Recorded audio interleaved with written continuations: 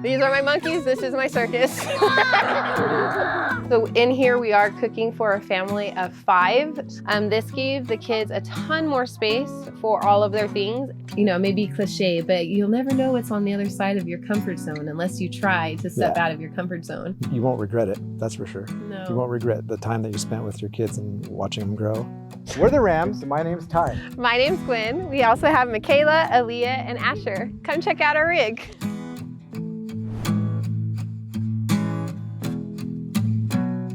Welcome to our kitchen. So whenever we first started traveling 3 years ago, we actually had a travel trailer, and our kitchen is actually set up pretty much the same, but we did lose a little bit of counter space. But within our kitchen now, we have a little leaf that actually pops up. One of the things that we loved about this rig too was because it is a 5th wheel, our ceilings are a lot taller. And so we were able to go ahead and get a ton more cabinet space than what we had in our previous trailers. The amount of storage we got in this rig was way more than what we had in our previous rig, which has pros and cons because now we have more stuff. So in here we are cooking for a family of 5. So having food storage is really important. Our refrigerator is an RV fridge, so it does have a toggle switch to go from propane to electric. So I know a lot of newer rigs, they do have residential fridges, which are a dream. But actually for our family of 5, this has worked out fairly well for us. So when you come over to this side, this whole wall is a pantry. My husband, Ty, he loves to bake, so this is kind of his baking shelf. And then this is where we keep all of our canned goods and whatnot. Before we were using our stove a lot. We do use the stove top all the time. The oven, we were using quite a bit, but then we went and purchased a gourmet, like air fryer, oven combo. And so we have that inside. And during the summertime, we like to use it outside along with our Pit Boss smoker. So we do a lot of cooking here in our tiny space for the 5, but we also utilize our outdoor space for cooking also. So when we got this rig, it's a 2012, so it was a little outdated and we did remodel it. One of the things we did not do though is we did not replace the sink yet. It is a double sink, so we use one side for washing our dishes and the other side clearly we put for drying. The previous owner is the one that put in the newer faucet, which was really nice because it does have the little handle that comes down. Our RV can hold 82 gallons of fresh water and 65 gallons of gray. So this space right here has been perfect for our family of 5. On this wall right here, we have all of our controls for our rig. We're able to check all of our levels for our battery, our fresh water, and our tanks. And then when we are boondocking too, we also have the water pump. We have electric and a gas water heater. So we're able to switch on and off whichever one we need. These 2 things are extremely helpful because we do not have solar. So we rely on our generator, or we also have 2 power stations, a Blue Eddy and an EcoFlow that we use whenever we are boondocking. Our previous travel trailer we owned, and we sold that. We renovated it all too. We had them for 5 years. So we were actually able to sell that trailer pretty much for exactly what we bought it for. So that was about $17,000. And then we got this rig for $20,000. Yeah. So out of pocket for the rig, it was about $3,000. And then renovation wise, I would say we were close to about maybe $3,000 in. It's a 2012 Jayco Eagle Superlight, 31.5. So we just updated it. It was a great decision, great move. Welcome to our bedroom. Our bedroom is in the backside of our rig. We do have a slide out, so it's able to give us extra space, floor space right here, which is amazing because coming from a travel trailer, we had absolutely no space around our bed or in front of our bed for that matter. We have our queen bed in the slide out, which pushes back with a nice open window in the back. On this side, we have 2 closets on either side where we're able to go and have kind of hanging storage. And then it also is, you know, pretty deep. And then we also have 3 nice sized drawers. The very top one, my husband gets to keep. The middle one is mine, and then our son actually gets the bottom drawer. So the girls have their own storage and closets in their room. And then our son has this bottom bigger drawer, which so far for only being 3, luckily he has tiny clothes, so they fit perfect in our tiny space. Another thing that I thought was kind of cool when we came across this rig was it actually has a built-in laundry chute, which for a family of 5, it is not the biggest laundry space. However, just having that extra little space to put laundry is extremely nice. We have our handy dandy little TV. This is usually where we hang out, the whole family. We just pop up on the bed and we watch all of our shows from here. Something else that we added is we do have a projector, and then we just have a big sheet that we'll put up too. So we can either use the projector outside and project it up onto our wall on the side of the rig, or we put the sheet up kind of in the living room in front of the kids' space, and then the kids are able to just hang out in there, and we are able to watch movies or TV or whatever through that too. So between our kitchen and our bedroom is actually our pass-through bathroom. We kept the sink the same, however, we did paint this space. A great thing if you're looking into getting an RV, porcelain toilets are the way to go in the RV. So we do have a porcelain toilet in there. And then we have a corner shower.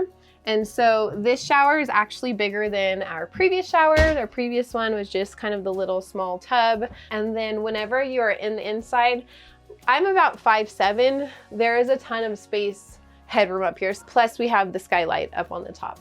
This space is functional. It is small, but it is doable. And I think what makes it work is the separation of space from the doors, having the potty in a separate area and then all of this jazz over here. Okay, so now we're back into our main living space. So we have our dining and kind of living room area all within our slide out. Our rig has 2 slide outs, the one you saw in our bedroom, and then this is the bigger slide out that is in the living space that really opens it up. So we actually found this desk at Target, and it is used kind of as our eating space, our desk space. We homeschool our girls, so it actually worked out really good because inside we have 2 little cubbies. And like all good RVer that's full timing, we went to IKEA. We found this couch. It is a little bit longer than what we expected. However, luckily we do still have a little bit of space. Underneath our couch, this isn't one that pops out into a bed, but luckily it is big enough that if you remove this pillow, it's close to a twin size bed going across. And so you will find very often that someone will end up sleeping out here because our kids still like to come up and snuggle in our queen size bed. So I would say I was never an adventurous person and I never pictured living a nomadic lifestyle. However, my husband was more of an adventurous person. And so he started watching other full-time RV families on YouTube. And at the time, there really weren't a lot. I would say this was probably 2018, maybe.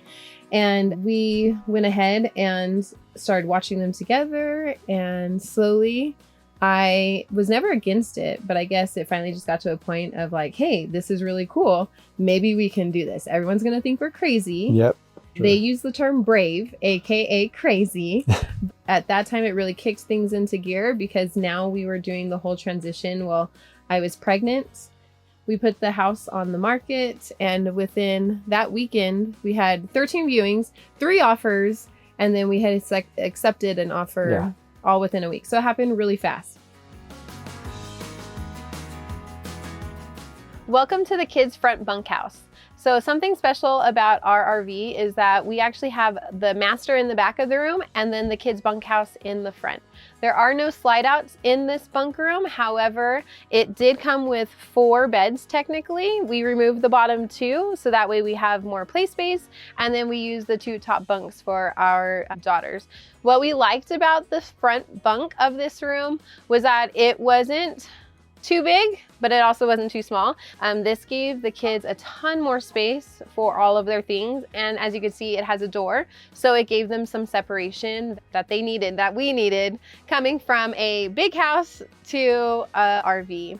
The closets go all the way back to the front cap of the rig, so they are very deep, and then there is some hidden storage underneath the main shelf right there. They're identical on both sides, so that was a really big perk for us too, because as our girls are getting bigger, they have more clothes, their clothes are bigger, and that they're actually a decent size for kids. All right, so here we are outside of our rig. Most fifth wheels, they go a lot lower to the ground here, so you'll see that they have a lot of big basement space, they call it, underneath. Ours is a lot higher. We only have a couple compartments for outside storage. Our main one is right here, and this is where I keep all my tools. So we have 2 propane tanks. Sometimes I will take one out to use for our campfire, so we don't have to really carry a 3rd propane tank with us. I'll just take it out of there and hook it up into the tent, and we have a really nice ambiance fire to just sit back and play music. We also have 2 compartments in the back we consider to be garage space, things that we don't want to have hanging around the house all day. But we have our stabilizer system. This is an X-spray stabilizer, and it's been an awesome additive to our trailer. We have one in the rear too, and that one just keeps the whole rig from bouncing around when the kids are jumping around everywhere.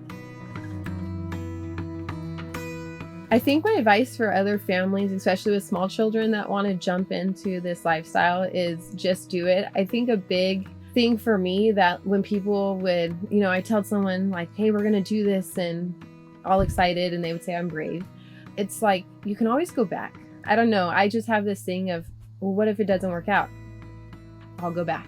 There's no harm in trying and giving it a shot, because it may be cliche, but you'll never know what's on the other side of your comfort zone unless you try to step out of your comfort zone. Yeah. And this has really pushed and stretched us in so many ways.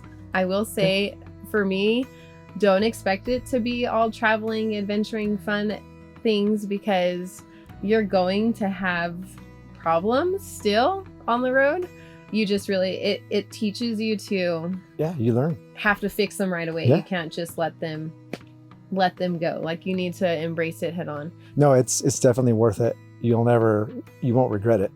That's for sure. No. You won't regret the time that you spent with your kids and watching them grow. Thank you so much for coming and checking out our rig. You can find us on Instagram, Facebook, and YouTube. We're at Roam with the Rams, and we hope that you come and roam with us.